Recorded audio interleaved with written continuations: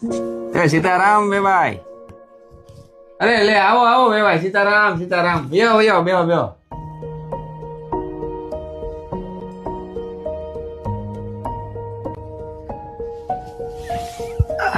કેમ છે બધા મજામાં ને?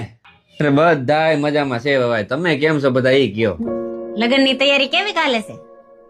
લગ્નની તૈયારી તો એકદમ જોરદાર ચાલે છે વેવાય. પણ હું કેમ અટકી ગયા? અરે તમારે જે કઈ પણ પ્રોબ્લેમ હોય ને બેફિકર અમને કયો. હા, જરાય મૂંઝાતા નહીં. તમને ખબર તો છે વેવાય અત્યારે સોના ચાંદીનો ભાવ ક્યાં ભીગો. સોનું 1.5 લાખ ને વટાવી ગયું અને ચાંદી 3 લાખ ને વટાવી ગયું. મોંઘવારી ક્યાં જઈને અટકશે ને એનું કઈ નક્કી જ નથી. તો વેવાણ અમે લગ્નમાં થોડાક ઘરાણા જ કરાવી શકશું. એ કાંઈ વાંધો નહીં વેવાણ, ખાલી નાકનો દાણો લાવો ને તમારો દીકરો પરણાવી જાવ તમ તારે. બસ લ્યો, તમારી આ વાત સાંભળીને છે ને મારી બધી જ તકલીફ દૂર થઈ ગઈ. કેદુના ઉપાધિ કરતા હતા, હવે થઈ ગઈ ને નિરાંત. હા, હવે મને હાવ નિરાશ થઈ ગઈ.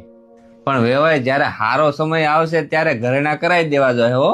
અરે વેવાય એમાં કઈ કહેવાનું હોય તમારે? સગવડ થાય ને એટલે અમે ડબલ કરાવી દેવું. જો વેવાય આપણું તો પહેલેથી માનવું છે આ દેખા દેખીના રવાડે ચડીને સામે વાળાને સંબંધીને ખાડામાં ઉતારી દેવાને એ આપણામાં આવતું જ નથી. વાહ વેવાય વાહ, તમારી વાત સાચી છે. અને જો તમારા જેવા સમજદાર વેવાય જો બધાને મળે ને તો લોકો દેણામાંથી બચી જાય. શું કેવું તારું? હા, સાચી વાત છે. જો વેવાય લગ્ન પ્રસંગમાં જેની પાસે સગવડ છે ને એને તો વાંધો નથી આવતો. આમાં છે ને મધ્યમ વર્ગના લોકો પીસાઈ જાય છે. પણ એક વાત એ સાચી હો કે લગ્ન પ્રસંગમાં ખર્ચો નહીં કરીએ તો પછી ક્યારે કરશું?